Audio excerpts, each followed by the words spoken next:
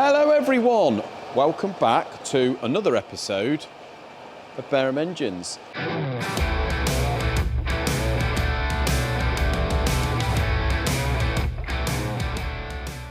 Now guys, I do firstly want to apologise. You all know Isaac's been away for a couple of weeks, so haven't really been on the ball with the 3 videos a week. Isaac is actually back today, it's Monday, he has been back today.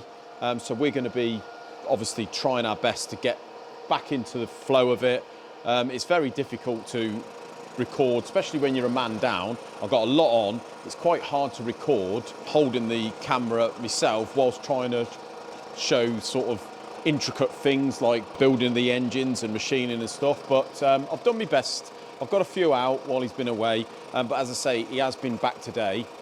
And we did actually do a full video today with Isaac in control of the camera again. But because we are a little bit out of practice, we actually set the camera in a different mode. And when I come to edit it about 20 minutes ago, realised there was no sound. The mics were on this time.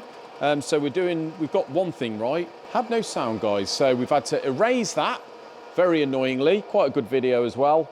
And we'll do another video tomorrow, but I just thought I would do just a quick one here, just to sort of apologise for not doing the 3 a week, getting a little bit out of sync. You guys probably don't know whether you're coming or going with us at the minute, but we will be back into it, and it's lovely to have Isaac back. Just show you what I'm doing here. This is an exhaust manifold, and you can see that is a right old Heath Robinson setup, guys. This milling machine here, if I haven't told you or if you haven't watched any of the previous videos, this milling machine was being thrown out. Someone had it outside of their engineering workshop, ready for the scrap man, and we took it away free of charge. All I've done is spent £400 on this DRO, which was £400 very well spent, and this thing has definitely earned its money back considering it was free. But I've constantly got the thing going. You guys have seen me on it doing God knows how many piston valve cutouts, all this, exhaust manifolds. God knows how much money we've earned on this thing. Absolutely awesome for free. The good old Shizuoka, whatever that is. So the main reason for today's video, guys, I just wanted to tell you something that is actually going on at the moment with one of our project cars. So I haven't said that much about the Mark II and the Mark 1 Escorts recently, because it's a little bit sort of work in progress.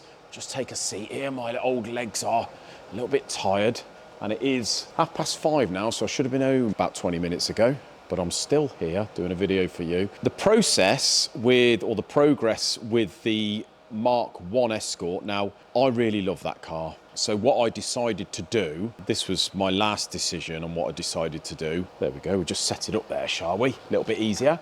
So what I decided to do was to take the crossflow out potentially over the winter. Although I didn't want another car off the road, I decided to potentially take it out, maybe just put a cam in it, maybe take the head off. There's nothing to them crossflows, is there? Maybe send the head over to Charlie at CTM, get him to just work it a little bit more, because although they did do the head because it's got his number stamped on it, he looked up and said it was sort of a mild port, really. But he said if we put like a big valve head, open the ports up a little bit, put one of his cams in it, maybe check the bottom end out for the sake of a day's work or whatever, check the bottom end out, could balance it. He said on the 40s, we could end up with another 30, 40 horsepower. So that's what I sort of decided that I was going to do with that car. I was not happy with the 4-speed box. The 4-speed box is okay, but for sort of driving around, going down, you know, trundling along at 50, 60 mile an hour, it's revving a little bit. It's a little bit of a ball ache.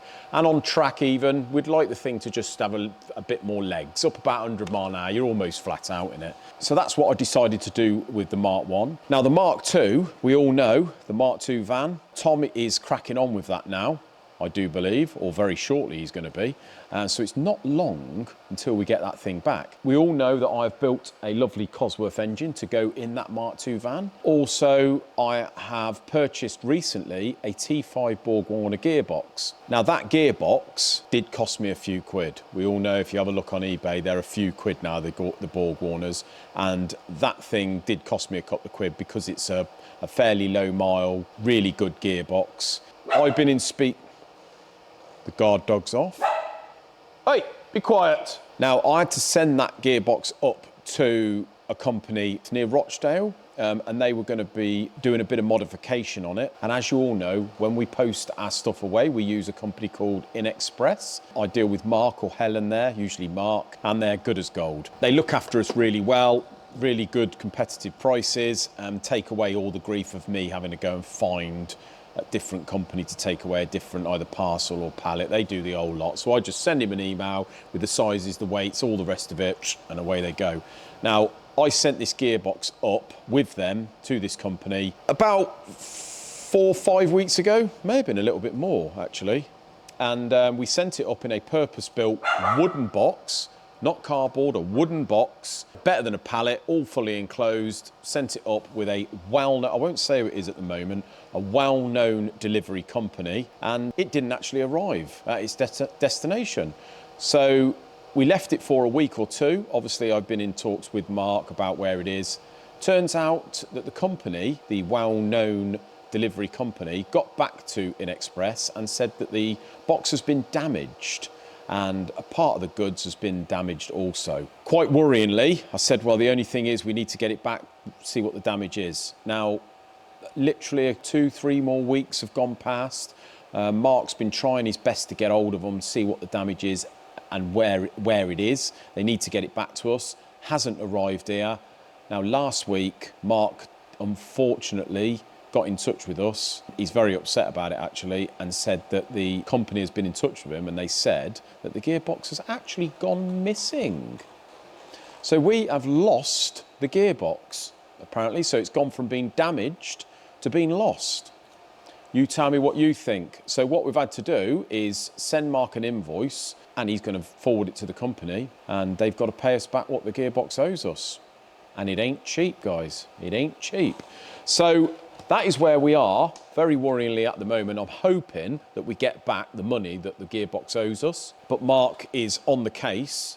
Let us know if you've ever had anything like that, guys, or if you recommend something else that we should do apart from stick it in the van and drive it up ourselves. You would hope that some of these well-known companies would take a little bit more care. First of all, I don't understand how it would be damaged apart from being chucked out the back of the van. Not saying that's what's happened, but chucked out the back of the van onto the floor, how you would damage a gearbox inside of a very well-packed wooden gearbox, and then how would it go missing? I mean, it ain't a set of car keys here. We're talking a box that's so big with a gearbox in it. Where's it gone? You tell me. So that's where we are with the cars at the moment, guys. Bit annoying, I know. So yeah, little bit concerned about that. But we have had problems, I know, with delivery in the past where we haven't maybe packed it as sufficiently as we should have done, but we do that now. We pack it, you know, cylinder heads have gone out in either a plastic or wooden box, or if there's any doubt, goes out on a pallet, either small or full-size pallet. So we haven't had any problems of late with a packing issue. I can assure you this gearbox has been packed very sufficiently. So I don't know what's going on. I don't know whether the thing was actually damaged or they just lost it and they were saying it was damaged, but I can't see why they would do that. Very annoying, and it just so happens that it's one of the most expensive things that I've sent out for quite some time, really.